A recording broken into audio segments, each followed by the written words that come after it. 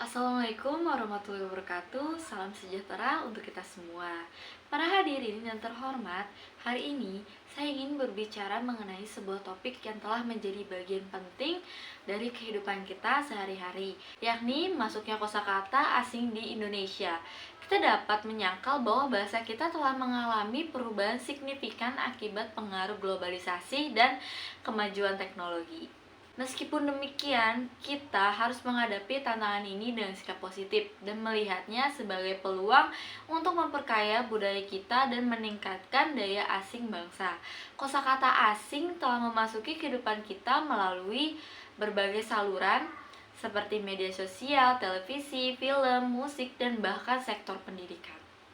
Terkadang kita merasa cemas bahwa masuknya kata-kata asing dapat merusak integrasi bahasa Indonesia, bahasa yang merupakan identitas nasional kita. Namun, saya percaya bahwa kita harus mengubah perspektif kita dan melihatnya sebagai suatu kekuatan, bukan kelemahan. Bayangkanlah kita sebagai navigator dalam perjalanan hidup ini. Setiap negara memiliki tujuan dan arah yang berbeda, dan bahasa merupakan peta yang membantu kita mencapai tujuan tersebut. Dalam perjalanan kita akan melewati jalan-jalan yang berbeda, bertemu dengan orang-orang baru, dan terpapar pada pengalaman-pengalaman yang menarik. Begitu pula dengan penggunaan kosakata asing di Indonesia. Seperti sebuah peta, bahasa Indonesia memiliki jalan-jalan dan jembatan yang menghubungkan kita dengan dunia luar. Kosakata asing adalah seperti jembatan yang menghubungkan budaya dan pengetahuan dari negara-negara lain dengan Indonesia.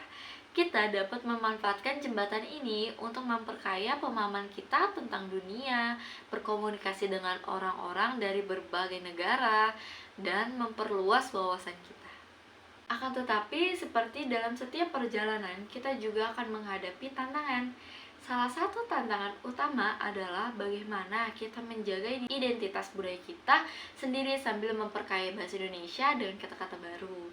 Seperti ketika kita menggunakan kosakata asing, kita harus memastikan bahwa kita tidak melupakan atau mengabaikan kosakata asli Indonesia yang memiliki kekayaan dan makna tersendiri. Tapi ingat, di balik tantangan ini, penggunaan kosakata asing juga membawa peluang baru bagi Indonesia.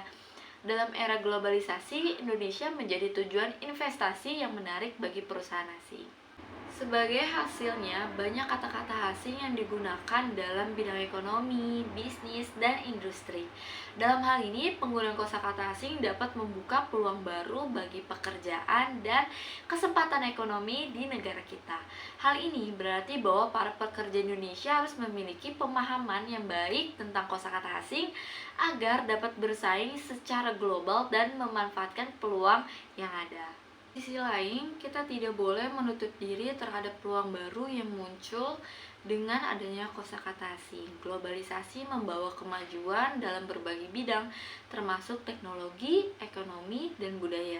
Kita harus siap menghadapi perubahan ini dengan terbuka, mengintegrasikan kosakata asing yang relevan dengan bijaksana tanpa mengabaikan warisan budaya kita sendiri. Kesimpulan dari pidato yang sudah saya sampaikan, yakni kosakata asing di Indonesia adalah sebuah realitas yang harus kita hadapi dengan bijak. Kita harus menjaga bahasa Indonesia dan kosakata lokal kita sambil memperkaya dan mengembangkan bahasa kita untuk mengikuti perkembangan dunia. Mari kita sama-sama menjaga beragaman bahasa dan budaya sambil tetap mempertahankan identitas budaya kita yang unik. Terima kasih atas perhatian dan semoga kita semua dapat merangkul perubahan ini dengan bijaksana. Sekian yang bisa saya sampaikan. Apabila ada kesalahan, mohon dimaafkan dan semoga dapat bermanfaat bagi kita semua. Wassalamualaikum warahmatullahi wabarakatuh.